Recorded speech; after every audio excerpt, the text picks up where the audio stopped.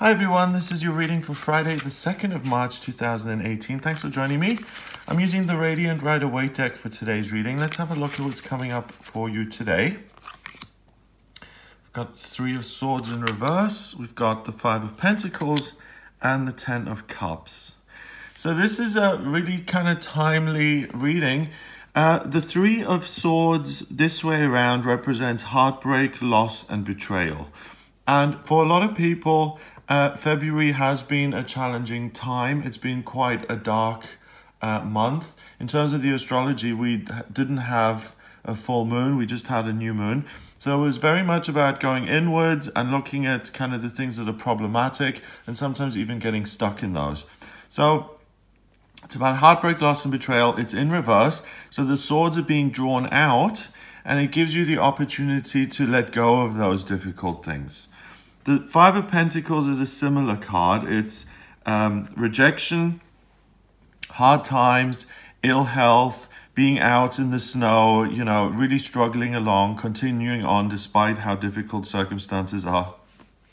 Feeling like other people have it all sorted and they're secure and warm in their churches or castles or whatever, but you've been rejected and you're on the outs and you have to do everything yourself. Even though the good thing about this card is that we have two people there.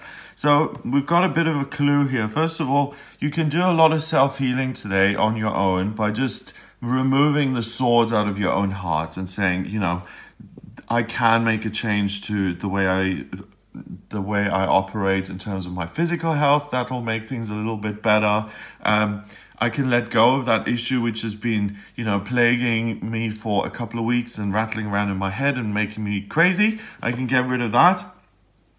And I can also have a more positive outlook to the future and maybe set some goals. And if I'm stuck or if I'm bored or if I want to change, I can start making a plan to look at what other options there are available to me. Okay, so we've got three swords that are reversed. Then that heart is able to heal itself, become stronger, and start beating again in the way it's supposed to, with energy and enthusiasm in life. And it's not about just getting through times and you know, getting through the day and struggling on. Like in England here, for instance, today we've had lots of snow. So I mean, snow is normal. In Europe and in Austria, where my mother lives, there's snow all the time. So here they are always red and amber warnings and alerts and everything. And England is famous for not being able to deal with snow because it doesn't happen that often. But when it does, the whole railway system, you know, closes down. The motorways are stuck. People have to spend the night on the motorway in their freezing cars. That happened in Scotland yesterday. So there are just times when things are tough and you just have to get through them. But let them go once they're done. You know, don't carry them around with you. Once you're back home in your warm house, then let that go and look at the positives again, but things aren't always going to go your way. So this card says that this may be a time energetically where things have been a little bit difficult, but now you have the opportunity for support and to get strong again and to feel good.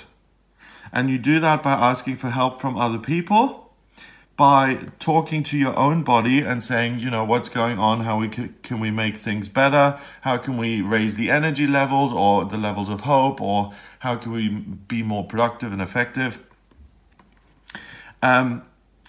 And it's about being included and speaking to people and sharing about your experiences rather than feeling like you have to do it all by yourself.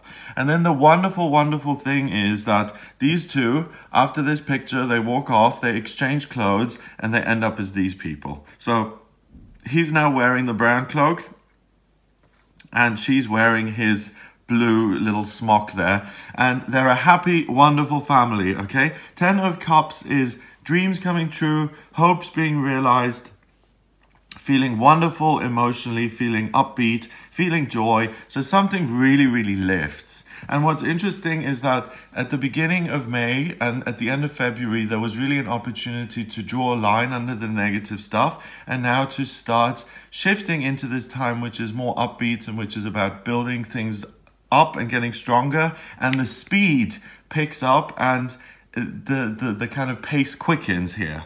And this is really good news, because all of this hardship that's been hanging around, through the connection with others, so make sure you connect with your higher self or your spiritual discipline today for that well-being, that treatment, or you speak to a friend, or you speak to a doctor, or you speak to someone who can actually make you feel supported, like not as a crutch, but someone who you can connect with emotionally, and that's going to get things moving. And it's through that communication that you get to some sort of clarity, and like some sort of rainbow of hope appears, and something lifts you out of yourself, and you're like, oh yes, I can actually do it. I can overcome this problem. I can solve this. I feel good about it. Oh my God, why didn't I see it clearly before? Eureka, you know, the sky has opened up. Everything is bright and shiny. The children are playing again, and I can see the future in a much more positive light. So you really come out of a dark space here that's been going on for a while. And this, like a rainbow appearing, is a magical thing anyway. But it's through your communication with another person that that aha moment comes along.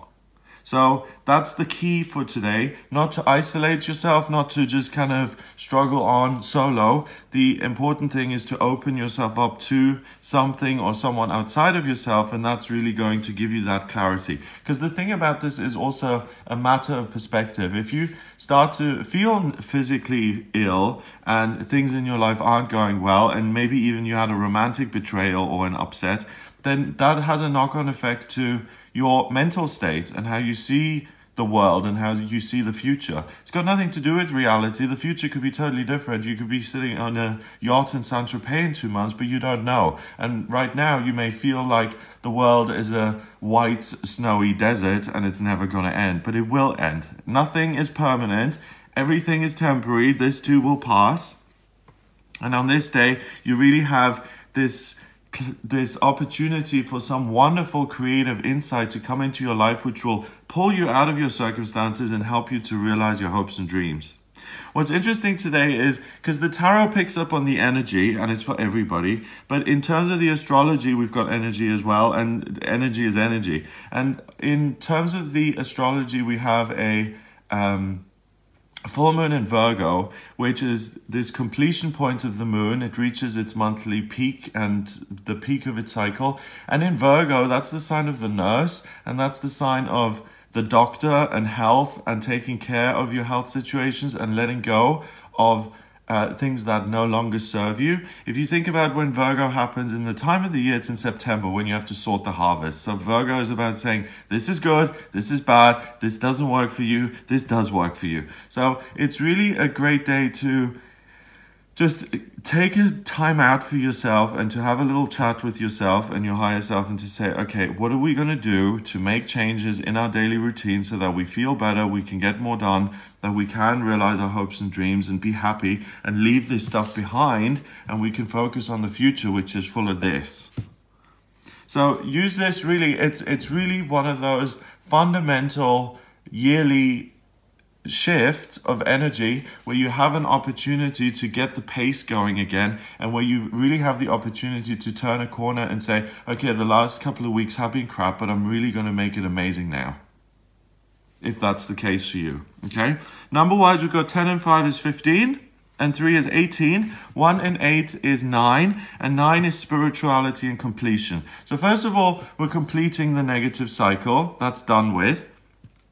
But also the 9 is spirituality, in the sense that you connect with your higher self. And that always sounds very abstract and very new agey, but it's basically just going inwards and having just feeling around in there, saying, how am I doing today? You know, it's like, how do I feel? Do I feel energized? Do I feel low? Do I feel flat? Do I feel foggy? Do I feel sharp as a knife? Whatever. It's just about tuning in with yourself.